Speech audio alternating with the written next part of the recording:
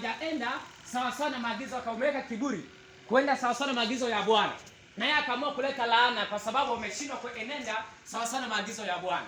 Bwana Yesu asifiwe sana. Bwana Yesu asifiwe sana. Hapo tunaona jinsi gani ambavyo kiburi kina madhara makubwa.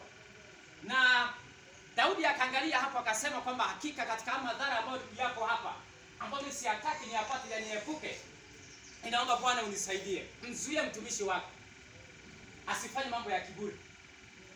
Na kiburi kinatoka kwa shetani kama nilivyosema. Bwana Yesu asifiwe sana. Na wakati mwingine shetani pia anawapandikizia watu. Nilipokuwa nikiangalia hili neno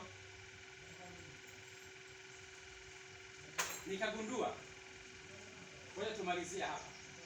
Zaburi 73 mstari wa 6 na Zaburi 75 mstari wa 6. Nikagundua kwamba hiki kiburi shetani huwa anakipandikiza kwenye ulimwengu wa roho, ambapo anaweza kwenye ulimwengu wa roho unakuta mtu amevalishwa kitu, lakini hiki kitu kimeambatanishwa na roho ya namna hiyo. Karibu. Zaburi 73 mstari wa 6. Mstari wa 6, Biblia inasema hivyo kiburi kimekuwa mkufu shingoni mwao, jeuri huwavika kama nguo. Amen. 75 mstari wa 5. 75 mstari wa 5, Biblia inasema msiinue pembe yenu juu, wala msinene kwa shingo ya kiburi. Amen. Bwana Yesu asifiwe sana. Msiinue kwa shingo ya kiburi. Maana yake ni kama shingo inakaa kwenye kiburi. Kama kiburi kinakaa kwenye shingo. Bwana Yesu asifiwe sana. Kama kiburi kinakaa kwenye shingo. Sasa na anasema hivi, kiburi imekuwa mkufu shingoni mwao. Kwa maana yake kwamba kuna vitu ambavyo kwenye ulimwengu wa roho tunakuta hakionekani, lakini kuna kitu mtu unashangaa kuna mkufu amevalishwa, lakini ni wa kipepo. Lakini mkufu huo kumbe umeambatanishwa au umenenua roho hiyo. Kwa hiyo akivalishwa kwenye ulimwengu wa roho, haipani mtu ambaye yuko tu safi. Lakini unashangaa amebadilika ghafla, amekuwa na vitu kama hivyo. Lakini kumbe mkishangaa mkiingia kwenye maombi, Bwana anafunua kuna kitu hivi na hivi. Amevalishwa hiki na hiki. Tupambane na hiki hapa, tukate kwanza hiki na hiki. Kumbe ni kwa sababu hicho alichovalishwa kimetumika kupitisha roho hiyo ya kiburi, ameambatanishwa nacho kupitia hicho kitu ambacho amevalishwa. Akasema kiburi kimekuwa mkufu shingoni mwa. Sasa kumbe inakaa katika shingo, lakini imepitishwa kwa njia hiyo ambayo shetani ndio anaamua mwenyewe kwamba huyu mtu tumpandikizie hivi. Bwana Yesu asifiwe sana. Viko vitu vingi, ana mbinu nyingi shetani. Ana vitu vingi sana. Vitu vingi sana ambavyo huvitumia, na mbinu nyingi sana ambazo anazitumia kwa ajili ya kuhakikisha kwamba anawapata watu kwa njia ambazo anazozitaka yeye. Lakini hapa tunachotaka sisi tujue namna ya kutusaidia kutoka huko. Namna ya kutusaidia sisi tuweze kukaa salama pasipokuwa na madhara yanayotokana na kiburi. Bwana Yesu asifiwe sana. Ambacho hiki tunachotamani sasa, maana hapa ndio inaweza njia ya kutusaidia. Tumeelewa madhara yake, lakini tutasaidikaje au tutatokaje? Ni lazima tuangalie kama jinsi Daudi ambavyo alivyofanya. Ikiwezekana, wakati mimi nasoma hapo mahali nikapata na ufunuo, nikasema hapa nitatoa sadaka yangu. Sadaka yangu ya agano. Niweke agano na Bwana, mwambie Bwana, hii ni sadaka yangu naitoa leo. Niwe agano kati ya mimi na wewe kwamba unizuie mtumishi wako nisitende mambo ya kiburi.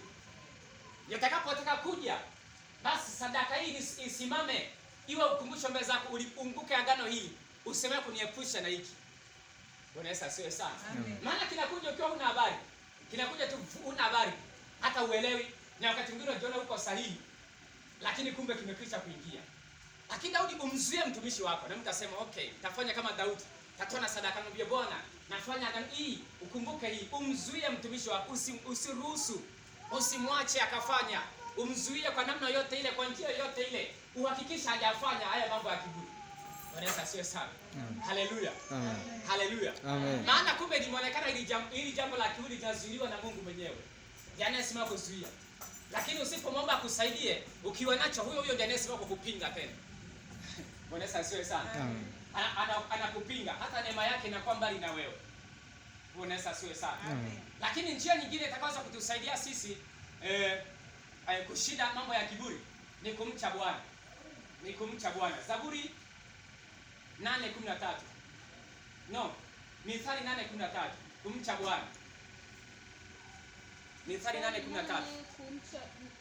Mithali 8 mstari wa 13. Mstari wa 13, Biblia inasema kumcha Bwana ni kuchukia uovu, kiburi na majivuno na njia mbovu, na kinywa cha ukaidi pia na kichukia. Amen. Bwana Yesu asifiwe sana. Amen. Kumcha Bwana ni kuchukia uovu, kiburi na mengine yaliyotajwa. Mimi leo nazungumzia kiburi tu. Kumcha Bwana ni kuchukia uovu, kiburi na mengine ambayo yametajwa pale.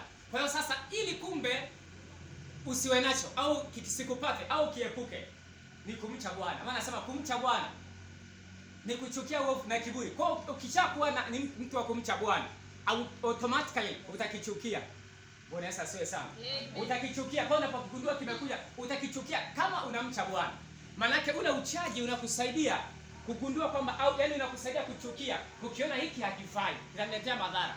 Daudi naamini kabisa kwamba Daudi alikichukia. Ndio maana akaomba Mungu kwamba Mungu umzuie mtumishi wako asitende mambo ya kiburi. Bwana Yesu asifiwe sana. Amen. Naomba tusimame. Naomba tusimame. Angalau tumwambie Mungu atusaidie. Yamkini hujui kama unacho, au yamkini unajua ila umeshindwa kukiacha. Tumwombe Mungu aturehemu, atusamehe katika hilo. Alafu tumwambie Mungu, tumwalike Mungu atusaidie kwamba tusaidie kushinda hiki, utuzuie tusifanye mambo kama haya. Bwana Yesu asifiwe sana. Hauwezi kujua kama ni madhara mangapi ambayo yametokea, lakini kumbe sababu tu ni kiburi.